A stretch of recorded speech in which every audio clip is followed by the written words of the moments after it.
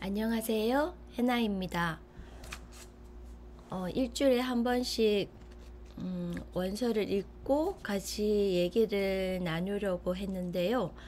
막상 시작하니까 일주일에 한 편 올리는 것도 조금 힘이 들더라고요. 그래서 오늘은 원서로 읽은 책이 아니라 한글판으로 읽은 빼테르부르크 이야기를 올릴까 합니다. 잠시만요. 화면을 조금 줄일게요. 제 모습 크게 나오게 조금 이렇게 해서 이 이야기는 초판이 1835년에 쓰여진 이야기입니다. 이 이야기를 들어가기 전에 이 작가는 우크라이나 태생이고요. 고골이라는 작가입니다. 1809년 태생이고요. 1852년에 광기에 휩싸여 사망했다고 합니다. 니체가 이 작가보다 조금 뒤에 태어나는데요.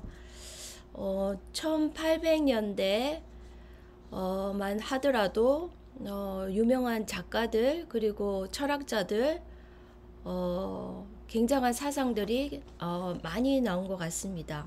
그래서 이 작가도 1809년 우크라이나 출생이며 소지주이며 소귀족이라고 합니다. 잘 나가는 귀족은 아닌 것 같아요. 그래서 잡지사에 글도 기고하고 학교 연극에서 노인이나 여자 역할을 연기하기도 했다고 합니다. 그래서 배우도 하고 책 표지 뒤쪽에 나오면 사진도 나왔거든요. 근데 뭐 남자답다 이런 것보다는 아무래도 조금 더 여성스럽게 생겼기 때문에 여자 역할도 가능하지 않았을까 그렇게 또 생각해 봅니다. 이것저것 시집도 내고 이것저것 여러 가지 일을 하다가 실패해서 안 돼서 이제 미국으로 건너갈 계획을 하지만 그도 여의치 않아서 이제 독일에서 머물다가 돈이 떨어져서 다시 집으로 와서 내무부에서 잠시 이제 관리 일을 합니다. 그러다가 푸시킨을 만나서 친교를 유지를 하다가 이야기 소재를 제공받기도 하고 요런 일련의 또 이야기가 있습니다.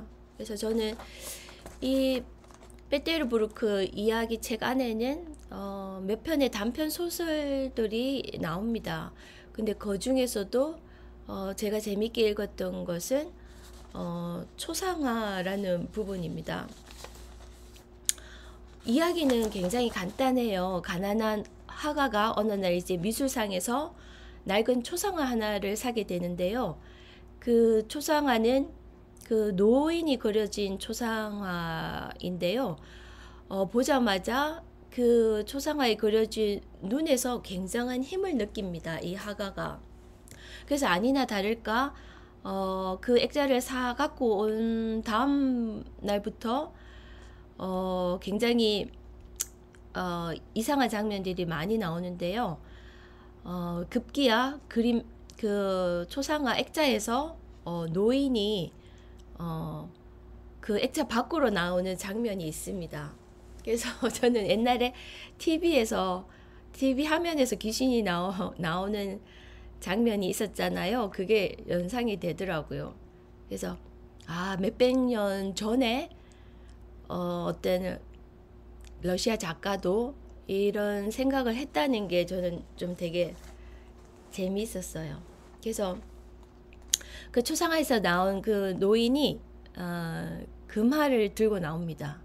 그래서 이 화가가 그 금화를 받아서 신문에 광고를 내서 수많은 그림을 그리면서 세속적인 이제 명예와 부를 이제 획득한다는 이야기인데요.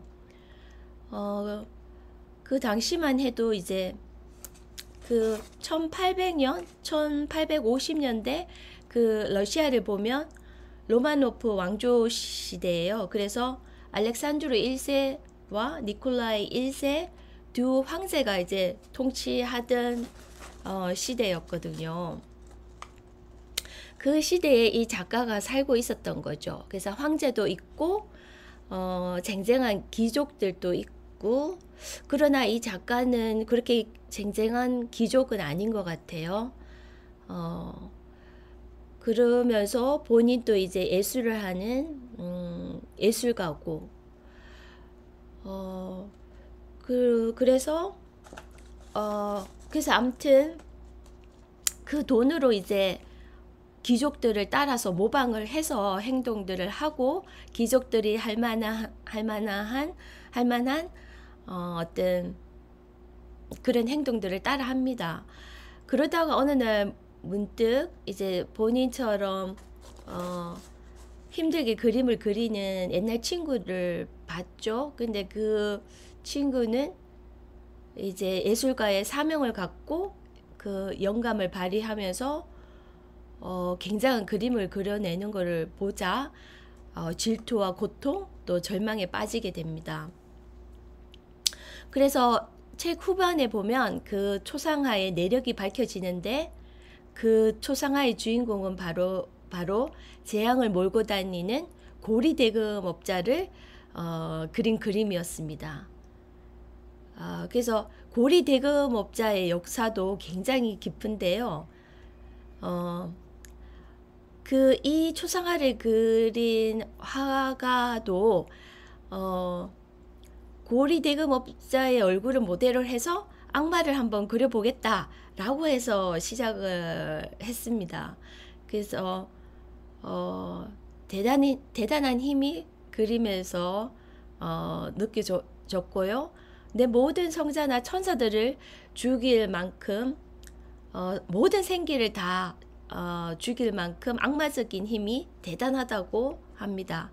그래서 눈 깊숙한 곳까지 어떤 이상한 혐오감과 불쾌감, 답답한 기분이 들어서 이 그림을 소유하게 된 사람까지 그 기운을 뻗쳐가지고 그 사람이 잘 불행해지도록 만드는 그런 힘을 지닌 초상화입니다.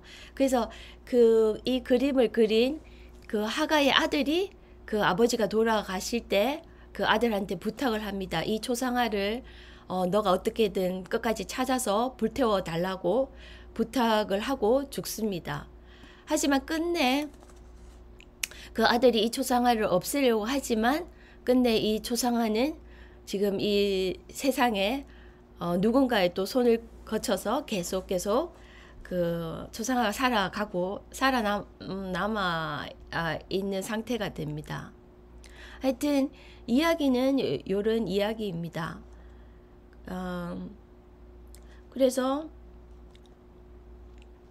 그 아까 제가 요 1800년대 1850년대의 러시아의 시대적인 배경을 잠시 얘기를 해줬잖아요.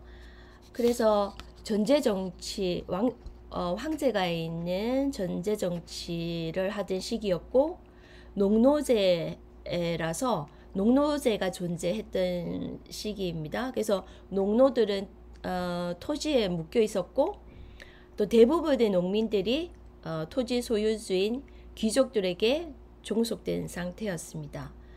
그리고 러시아에서는 19세기 초반부터 산업화가 서서히 진행이 됐기 때문에 다른 그 유럽에 비해 가지고 상대적으로 산업화가 조금 느리게 진행됐고, 농업 중심의 경제 구조를 유지한 상태였습니다. 그래서 1800년대 이 초반만 하더라도 유럽에서도 그렇고 이 러시아에서도 물론 그렇고 굉장한 철학자들, 또 작가들이 많이 나옵니다. 러시아에서도 요 시기 동안 푸시킨이라든지 고골이라든지 도스토옙스키 같은 작가들이 활약을 한 그 시대상입니다. 그래서 우리 그 1800년대까지만 하더라도 우리 귀족들에 관한 이야기를 소설로 쓴 작품들이 많이 나옵니다.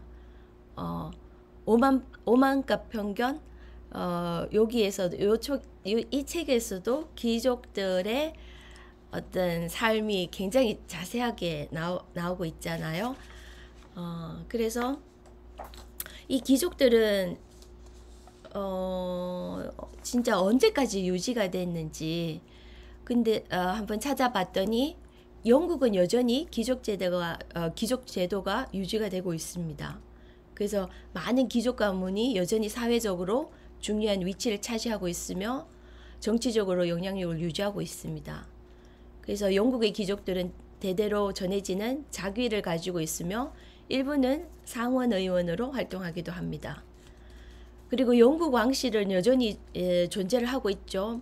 그래서 공작이나 백작, 자작, 남작 등의 자기를 가진 귀족들이 왕실과 밀접한 관계를 유지하고 있습니다. 영국은 이렇게 귀족 제도가 유지가 되고 있고요. 프랑스 같은 경우에는 1789년 프랑스 혁명 이후로 공식적인 귀족 제도를 폐지를 했습니다. 하지만 일부 귀족 가문은 여전히 그들의 전통과 역사를 유지하고 있습니다. 그리고 러시아 같은 경우도 1917년 러시아 혁명으로 인해 가지고 러시아의 귀족 제도는 급격히 해체가 됩니다. 그래서 많은 귀족들이 재산을 몰수당하고 망명하거나 처형되었습니다. 이후 소련 시대에는 귀족 계층이 완전히 사라졌습니다.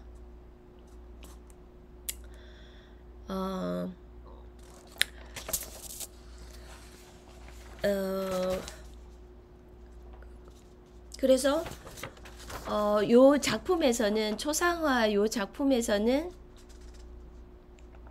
초상화뿐만 아니라 고골의 작품에서는 되게 창의적인 소재들 그리고 이런 것들이 많이 나옵니다. 고골 작가 자체가 또 약간 종교적인 색채도 조금 지니고 있는 것 같습니다. 그래서 뭐 우리 신체 일부인 코나 뭐 어떤 입고 있는 외투나 요런 소재들로 글을 씁니다. 그리고 이 도시 이 페테르부르크가 그 1712년부터 1918년까지 러시아 제국의 수도가 바로 페테르부르크입니다. 요 도시 이 도시에서 작가는 여러 사람들을 관찰을 합니다. 그래서 특히 관료들에 대해서 이 작가는 신랄하게 비판을 합니다. 관료들의 어떤 부패나 타락한 모습들을 많이 관찰하고 많이 글로 쓰고 있습니다.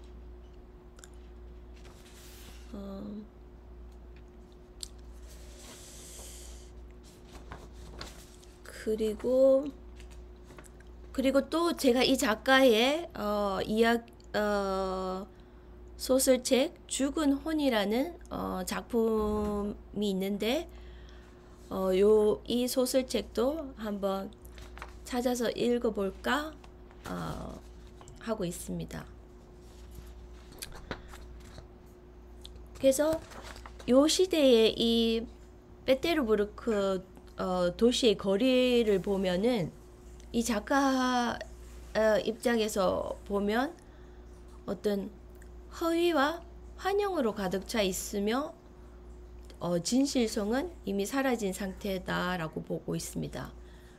그래서 그의 영혼은 이미 순수성을 구별할 능력을 상실한 많은 영혼들이 어떤 정신분열을 일으키면서 그런 인물들을 그리고 있습니다. 그래서 영혼 부재의 도시는 종종 이제 타락한 인간, 즉 영혼 부재의 존재를 만들어내는 태폐적인 공간이 펼쳐집니다. 그래서 이 소설에는 이제 타락한 여자들도 묘사를 하고 있는데 타락한 여성의 두 가지 특성을 이 작가는 이렇게 꼽고 있습니다. 하나는 그 낭만적 아름다움이고 1800년대에 낭만주의 소설 이야기들이 많이 나오지 않습니까? 그래서 하나는 그 낭만적 아름다움이고 다른 하나는 그 사악한 뻔뻔스러움을 타락한 여성의 두 가지 특성으로 꼽고 있습니다. 동의하시나요?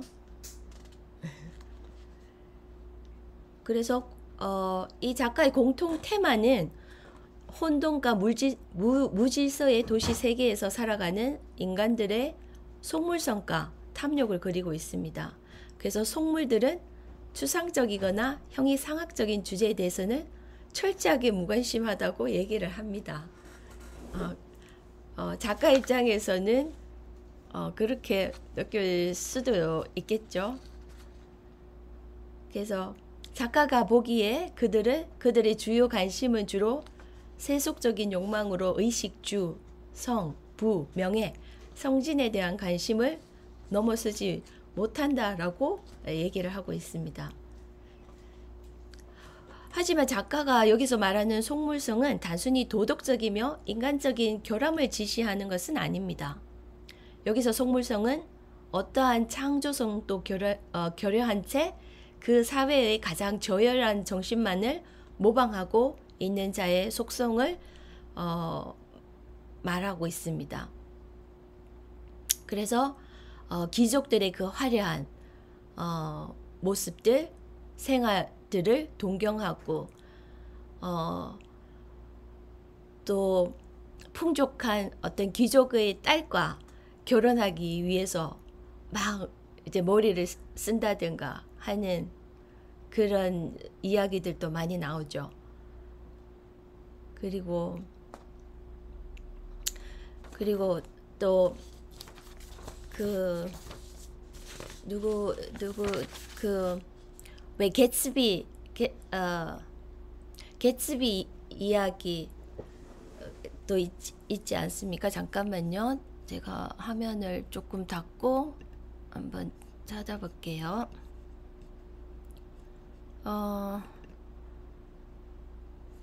이 화면이 어디로 갔지?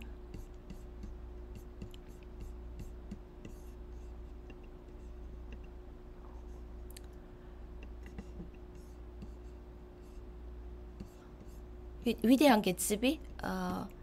갑자기 생각이 안 나는데 아이고, 너무 준비 없이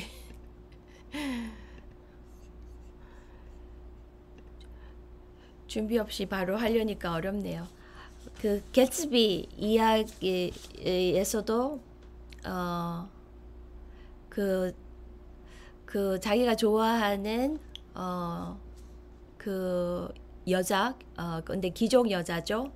그 여자를 향한 그 동경심인지 어떤 그 추구를 하기 위해서 개츠비가 밀수업을 하면서 굉장히 부를 축적하고 막 성공을 쫓아가는 이야기가 있죠. 그래서 1800년대, 1900년대, 1920년대까지 그 흐름들이 어떻게 보면 쭉 좀 이어져 온다는 생각도 듭니다. 그래서 오늘은 제가 원서 대신 우리 여기 문학 전집, 세계 문학 전집 중에서 베테르부르크 이야기를 해봤습니다. 감사합니다.